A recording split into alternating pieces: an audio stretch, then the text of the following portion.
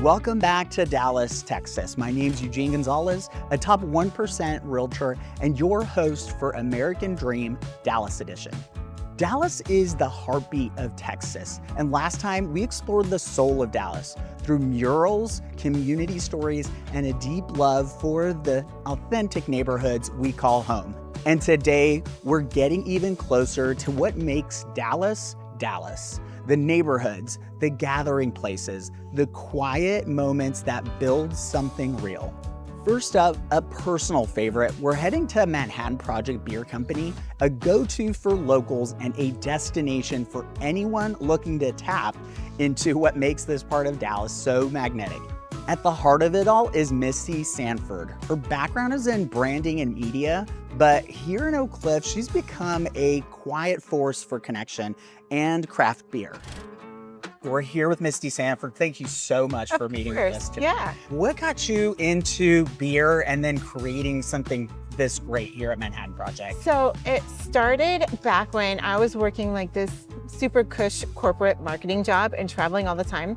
And my now husband and I, we were just dating. He would travel with me, like he'd meet me up with wherever we were. And so we had all these amazing beer adventures. And so we took kind of all the best things about all these breweries and beer bars that we visited all over the world.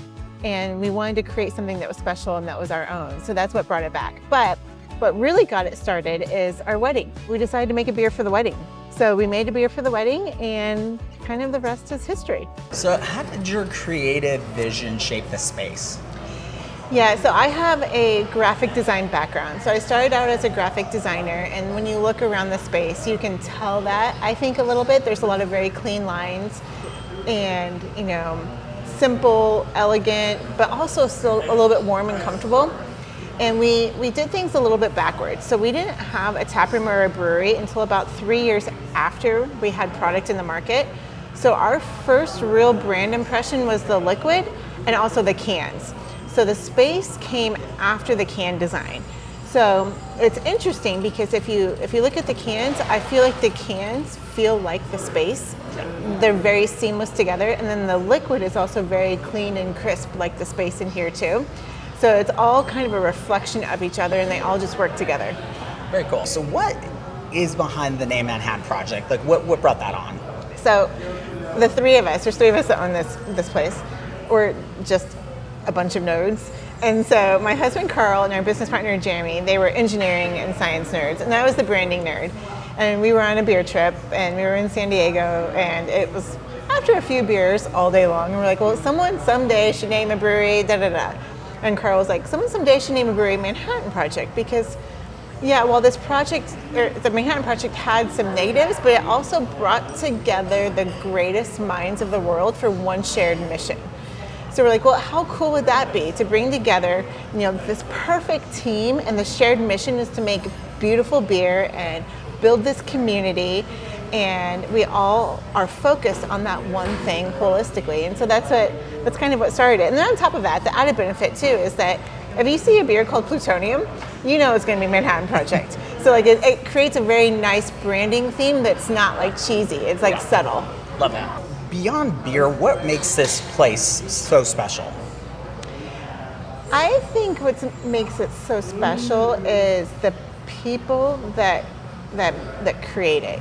We have, each day kind of has their group of regulars and almost like a theme. We're open, we open at 7 a.m. We don't close till 10 p.m. We serve 3 meals a day, coffee, beer, of course, wine. So we really kind of become like your living room or your backyard. And so whether you live in the neighborhood, there's a group that ends up here on Friday mornings. There's a group that ends up here on, the running crew on Thursday evenings or Wednesday evenings. So there's always this collection of people that really make the space. Okay, so then how did food become such an integral part of Manhattan Project? Good question, because we accidentally became a restaurant. We were not intending to become a restaurant. In fact, Carl and I were, it was a couple years after COVID, or maybe about a year after COVID. We were laying in bed, like drinking coffee on a Sunday morning, and we woke up and we're like, oh my God, we made a restaurant. That was not our intention. But because we opened in January 2020, we were able to get a lot of amazing kitchen talent at the time because so many people were looking for jobs.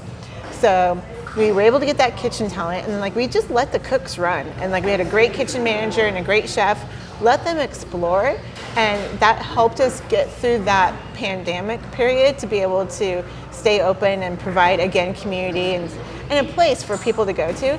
So then, once all of that came to an end, like of course we had to maintain the food, but there's certain things that we were always intending. We wanted the food to be just as elevated as the beer. We didn't want greasy bar snacks. We've always had beef tallow since day one. Like our fryers are filled with beef tallow. We don't have seed oils. We're mostly gluten free. So we wanted the food to be just as delicious and beautiful as the beer. Love that. That's awesome. So tell me, like, how has being in Dallas shaped part of like what this has become? That's a good question. So we made the space for Dallas. We live less than 2 miles down the road. So this is our neighborhood. This is our community. So everything about this space is for our community. Whether it's like even little things like the beer garden is gated so that you don't have to worry about animals or balls or kids like running into the street. We think about all those details, but then also like, I'm not a big fan of just creating a product without thinking about what the market needs. So we always try to fill a gap versus creating a need. So, there's not a lot of fried chicken focused and Belgian fruit focused breweries. And at that time, there weren't really any breweries with food. So we wanted to create a restaurant that was not available in the larger community. So it's like really kind of understanding what the market wants and what's missing. Okay, so Misty, how does community influence your decisions here in Manhattan?